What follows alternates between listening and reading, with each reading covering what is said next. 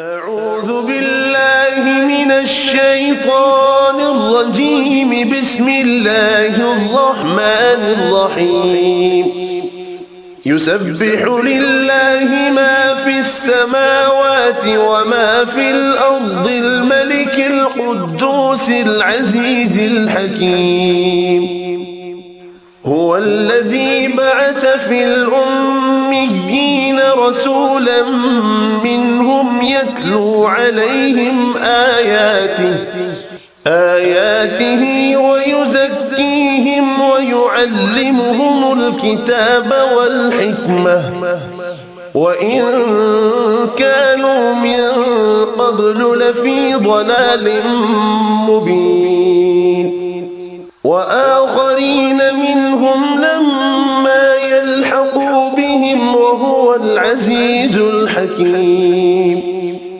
ذلك فضل الله يؤتيه من يشاء والله ذو الفضل العظيم. مثل الذين حملوا التوراة ثم لم يحملوها كمثل الحمار يحمل أسفارا. بئس مثل القوم الذين كذبوا بآيات الله والله لا يهدي القوم الظالمين. قل يا أيها الذين هادوا إن زعمتم أنكم أولياء لله من دون الناس فتمنوا الموت إن كنتم صادقين ولا يتمنونه أبدا بما قدمت أيديهم والله عليم بالظالمين. قل إن الموت الذي تفرون منه فإنه ملاقيكم ثم تردون إلى عالم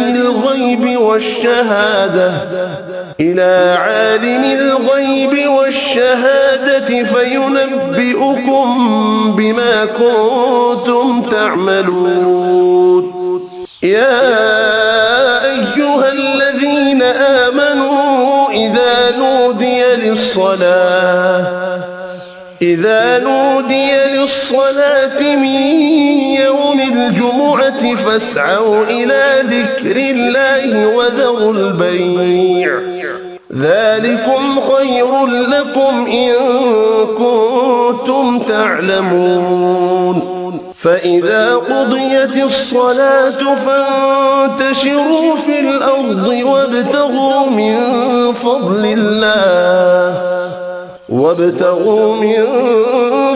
الله واذكروا الله كثيرا لعلكم تفلحون. وإذا رأوا تجارة أو لهوا انفضوا إليها وتركوك قائما.